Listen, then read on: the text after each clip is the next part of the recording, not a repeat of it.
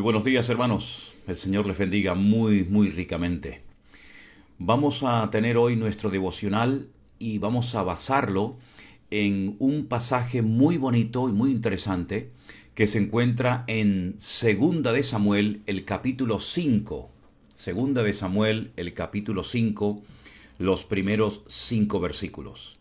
Leemos en nuestro devocional diario lo siguiente.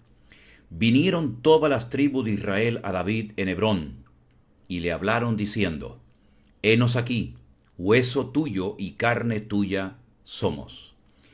Y aún antes de ahora, cuando Saúl reinaba sobre nosotros, eras tú quien sacabas a Israel a la guerra, y lo volvías a traer. Además, Jehová te ha dicho, tú apacentarás a mi pueblo Israel, y tú serás príncipe sobre Israel. Vinieron pues todos los ancianos de Israel al rey en Hebrón, y el rey David hizo pacto con ellos en Hebrón, delante de Jehová, y ungieron a David por rey sobre Israel. Era David de 30 años cuando comenzó a reinar, y reinó 40 años. En Hebrón reinó sobre Judá 7 años y 6 meses, y en Jerusalén reinó 33 años sobre todo Israel y sobre Judá.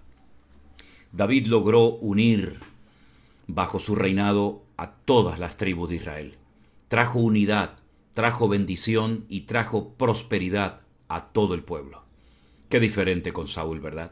El pueblo terminó dividido, en la ruina, atemorizado, derrotado por los filisteos, porque no era el escogido de Dios. Fue el juguete de un pueblo que se empeñó en hacer oídos sordos a las amonestaciones del profeta Samuel, que no supo o que no quiso esperar en el Señor. Sin embargo, David, el escogido de Dios, el dulce cantor de Israel, el hombre más cerca del corazón de Dios, fue el instrumento que Dios utilizó para traer prosperidad a todo el país. La gente sabía que Dios estaba con él. Se notaba una diferencia tremenda entre él y Saúl, que llegó a ser su suegro porque le dio a su hija Mical. Lo que me llama la atención de este pasaje es que David nunca intentó hacer una especie de golpe de estado contra Saúl, sino que supo esperar en el Señor. Cuando era un joven, un adolescente, lo llamaron sus familiares, su padre Isaí lo llamó para que descendiera de las montañas y viniera un momento a la casa, porque había un gran personaje, un gran varón de Dios, el profeta Samuel, que tenía algo importante que decirle a él y a toda la familia. Lo ungió, fue ungido delante, en presencia de toda su familia, y desde ese momento todo el mundo sabía que él sería el futuro rey de Israel. Dios rompió la línea de la genealogía de Saúl en el sentido de que Jonatán, que sería el príncipe heredero al trono, nunca llegó a ser rey. Pero David, desde ese momento, entró en un proceso largo, arduo de preparación. No pasó de la unción al día siguiente estar, digamos, con la corona en la cabeza y ordenando y gobernando al país. No. Pasaron muchos años. Él era menor de 20 años, porque si no hubiera ido a la guerra. Es decir, entre los 17, 18 años hasta los 30 años que comienza a reinar primeramente en Hebrón y posteriormente en Jerusalén, fueron años difíciles, años en los que fue perseguido por Saúl, años en los que aprendió a esperar en el Señor, años en los que conoció el terreno, porque tuvo que estar huyendo de un lugar a otro y lo llegó a conocer perfectamente como la palma de su mano. Es decir, primeramente fue preparado y después fue usado. Qué diferente hoy en día muchas personas que se autoproclaman pastores, reverendos, obispos, apóstoles, profetas, sin preparación, sin esperar en el Señor, sin tener el respaldo no solo de los hombres, que es importante, sino también y sobre todo el respaldo de Dios. Porque Saúl tuvo el respaldo, el apoyo popular, pero nunca tuvo el aval de Dios.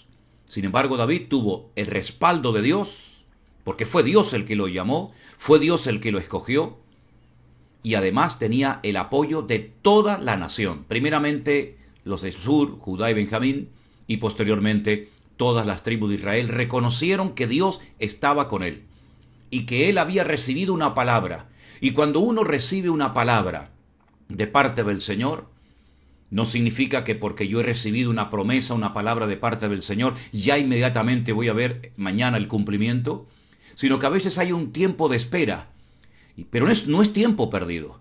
Es un tiempo en el cual Dios está tratando, moldeando y perfeccionándonos para que cuando llegue el momento oportuno estemos preparados y capacitados por Dios para no hacer las cosas mal y llevar al país a la ruina como hizo Saúl, sino que llevó al país a la misma presencia de Dios.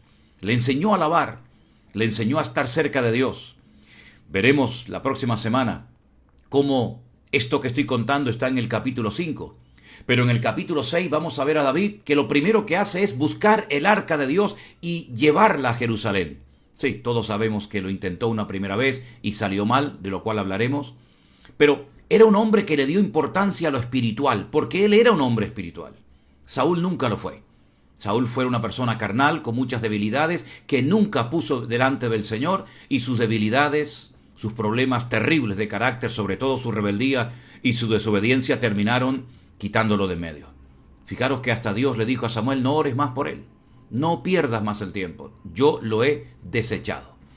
Ahora, me llama mucho la atención también de esta historia, de este pasaje que hemos leído en esta mañana en 2 de Samuel, que comenzó a reinar a la misma edad que el Señor Jesucristo comenzó su ministerio, con 30 años.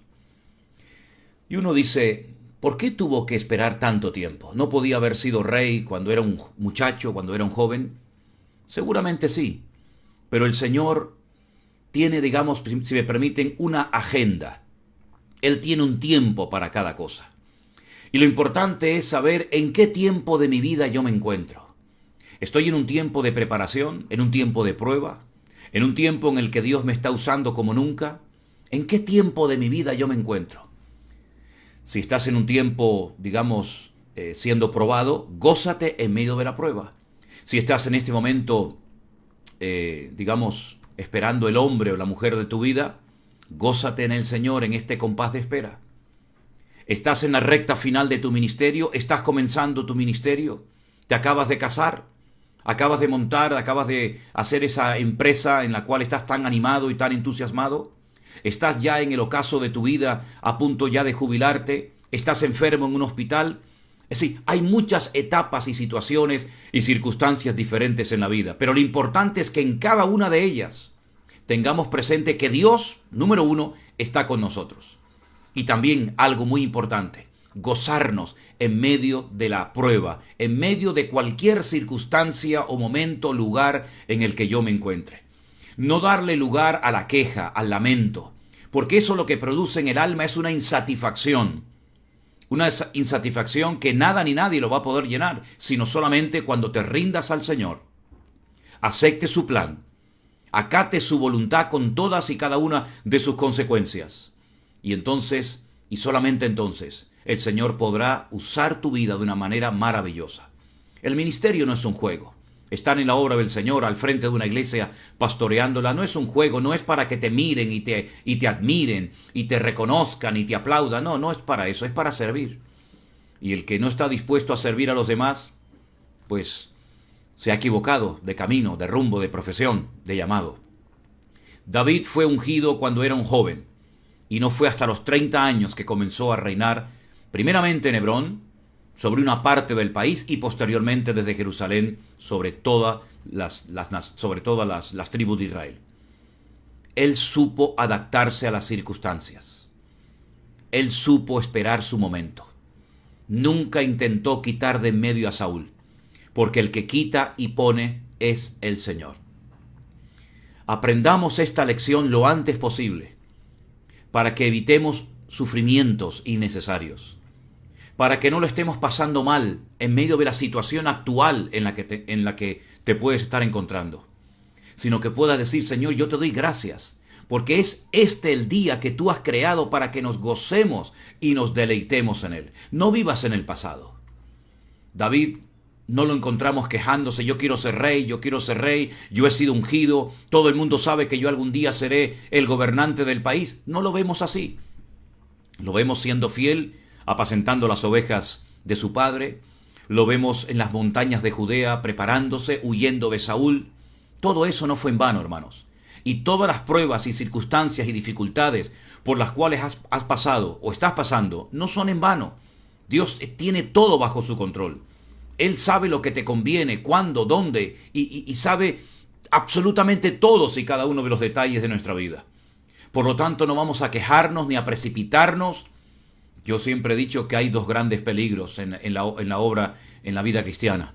Uno es ir demasiado lentos, esperando siempre una confirmación y otra confirmación, y que Dios me hable, y que Dios me confirme. Ya está bien. Si Dios te ha hablado, adelante, lánzate, el Señor está contigo. Pero el otro peligro es ir demasiado rápido. Buscar coberturas donde sabes que esas coberturas no sirven de nada. Buscar siempre la ayuda, el respaldo del hombre. Aquí de lo que se trata es, sí, claro, de tener el respaldo del hombre, de los hermanos, que reconozcan que Dios está contigo, que sepan que el Señor te está usando, pero sobre todo, y lo más importante, es el tener el respaldo de Dios, el respaldo de nuestro Señor. Y ese es el que nos va a abrir puertas, el que va a estar con nosotros siempre. Y aunque los hombres te abandonen o te traicionen o se vayan a otro lugar, el Señor siempre, siempre estará contigo. Así que, mis queridos hermanos, vamos a darle gracias al Señor por este fin de semana que tenemos por delante. Vamos a usarlo, vamos a dejarnos usar, vamos a disfrutar del momento, vamos a dejarnos de quejas y de lamentos. Y nosotros, que hemos sido escogidos por el Señor, disfrutemos de cada cosa que podamos hacer para Él. Y si te sientes inútil porque no puedes hacer nada, bueno, gózate en esa situación, porque todo siempre ayudará para bien a los que aman a Dios. Oramos al Señor, hermanos. Bendito Padre Celestial, nuestro Dios Todopoderoso, Rey, Creador del universo, gracias te damos porque tú estás con nosotros. Y tú eres el que abres y cierras puertas. Tú eres nuestro pastor y contigo nada nos faltará. Señor, ayúdanos a gozarnos en cualquier momento, en cualquier circunstancia, en cualquier prueba en la que podamos encontrarnos. Que disfrutemos de cada instante de la vida. Que valoremos el hecho de ser hijos de Dios. Señor, te pedimos que nos des un fin de semana bendecido, en el que podamos honrarte y servirte con efectividad en tu reino. Guárdanos de todo peligro, líbranos de todo mal, Señor, y esté tu presencia siempre con nosotros, y que tú siempre nos guíes en todo momento. En el nombre bendito de Jesús. Amén. Y amén. Mis queridos hermanos, que el Señor les bendiga.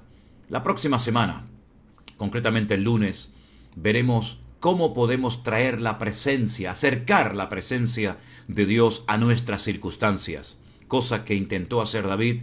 Y aunque la intención era buena, le salió mal, porque hay formas correctas que son las que tenemos que utilizar para agradar a Dios, y hay otras maneras, otros estilos, otras formas o sistemas que no agradan al Señor, aunque aparentemente sean más rápidos y traigan aparentemente resultados. Pero aquí de lo que se trata es de ir al paso que Dios nos está marcando cada día.